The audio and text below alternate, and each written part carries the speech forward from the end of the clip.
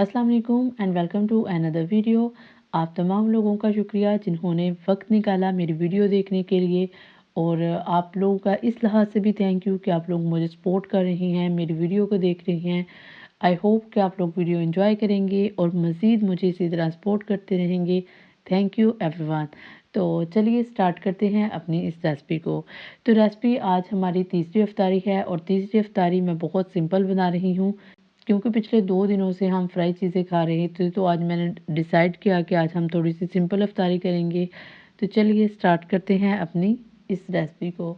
सबसे पहले मैं बनाऊंगी दाल गोश्त। दाल गोश्त जो है ये बड़ी मज़े की चीज़ है और इफ्तारी में स्पेशली जो है बच्चे बड़े हर कोई इसको बड़े शौक से खा लेता है। ठीक है, तो सबसे पहले क्या करना है, आपने प्याज लेना है, इसको अच्छे से ब्राउन करना है। जो ही हमारा प्याज जो है वो अच्छे से ब्राउन हो जाए तो इसमें अदरक और लहसुन का पेस्ट डालेंगे। ठीक है, अदरक लहसुन का पेस्ट डाल के इसको भी अच्छे से ब्राउन करना है। यहाँ पे ना मैंने अक्सर लोगों को देखा है कि वो अदरक लहसुन को ब्राउन नहीं करते और इसका कच्चा कच्चापन जो है वो रह जाता है, तो बाकी चीज़ें इसमें ऐड करना स्टार्ट कर देते हैं। तो ऐसा नहीं करना। इसके बाद चिकन डालेंगे। मेरे पास 1 पाव के करीब चिकन था, तो मैं 1 पाव से ही बना रही हूँ। इंसान का असल हुनर यही होता है ना कि वो थोड़ी चीज़ से अच्छी चीज़ बनाए। तो बस आज हम यही करने वाले हैं। चिकन को डालने के बाद आपने 5 मिनट तक इसको ना अच्छे से ब्राउन करना है। जो ही चिकन जो है वो ब्राउन हो जाए तो हम इसके अंदर डालेंगे टमाटर और हरी मिर्चों का पेस्ट। अच्छा, यहाँ पे ना आपने एक काम करना है, आपने मिर्चों का और टमाटर का पेस्ट बनाना है। मैंने ना पिछले कुछ सालों में ये सीखा है कि मिर्चों को ऐसे नहीं डालना चाहिए सालन में, इसको पेस्ट बनाकर डालना चाहिए। इससे ना एक तो एक स्मूथ फ्लेवर आ जाता है और सेकंड बच्चे अगर खा भी ले सालन ना तो डाउट नहीं रहता कि उनके अंदर ना कोई मिर्च चली ना जाए।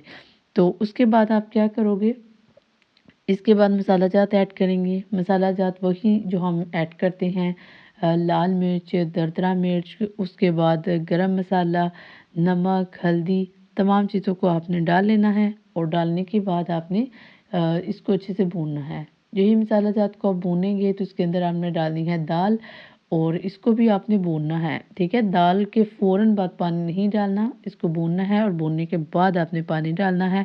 अच्छा, यहाँ पे ना आप मेरे सालन की एक चीज़ नोट करेंगे कि मैं ना ज़्यादा शोरबा वगैरह रमज़ान में नहीं करती, क्योंकि रमज़ान में बहुत कम सालन खाया जाता है और मैं कोशिश करती हूँ कि उतना ही बनाया जाए जितना आसानी के साथ बंदा खा सके।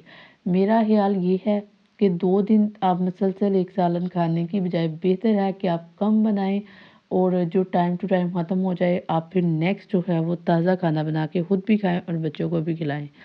यहाँ पे दाल गोश्त का सालन रेडी हो चुका है। अब हम तैयार करेंगे चाट। चाट मैंने बहुत सिंपल रेडी की है। उसकी वजह ये है कि हम अक्सर मिर्च मसाले स्पाइस ऐड कर लेते हैं, तो वो बड़े तो खा लेते हैं लेकिन बच्चे जो हैं वो नहीं खा सकते, तो हम बच्चों के लिए भी बनाएंगे। तो सबसे पहले मैंने इसके अंदर डाले हैं आलू, उसके बाद हम डालेंगे जी चने और प्याज बहुत ज़्यादा आपने डालना है, मोटा मोटा काटिएगा, इसका ज़्यादा जायका अच्छा आता है। उसके बाद आपने इमली, आलू बुखारे की चटनी, उसके बाद दही और थोड़ा सा चाट मसाला। ये चाट मसाला जो मैंने प्रिपेयर किया है ये मैंने खुद किया है, इसके अंदर मिर्चें बहुत कम है। ठीक है, ये बस एक फ्लेवर के लिए है। उसके बाद थोड़ा सा नमक और तमाम चीज़ों को मिक्स कर देना है और ये जो देखिए चाट ज़बरदस्त ही रेडी है अल्हम्दुलिल्लाह। बच्चे बड़े हर कोई इसको इजीली खा सकेगा। दाल के साथ मैंने कुछ चावल भी बना लिए थे, थोड़े से मैंने चावल बनाए थे क्योंकि कल के चावल जो थे वो बहुत ज़्यादा पड़े हुए थे, उनको भी मैंने गर्म कर लिया है। अल्हम्दुलिल्लाह। ठीक है, खाने की कोई भी चीज़ जो है उसको वेस्ट नहीं करना चाहिए, हमारा इस्लाम भी यही कहता है और आजकल जो माहौल चल रहा है, जितनी महंगाई है, ये उसके मुताबिक भी फ्रेंडली है। साथ ही साथ मैंने कुछ टिक्कियाँ भी फ्राई कर ली हैं, इसको टिक्की पकोड़ा कहते हैं।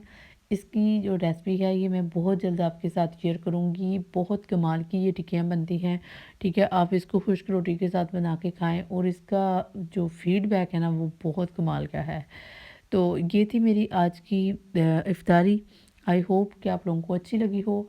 अगर वीडियो अच्छी लगी हो तो आपने लाइक करना है, शेयर करना है और मुझे लाजमन बताना है कि आप कैसे इफ्तारी बनाते हैं और आप इफ्तारी में क्या चीज़ें खा रहे हैं। मिलते हैं किसी और वीडियो में, तब तक अल्लाह हाफिज़।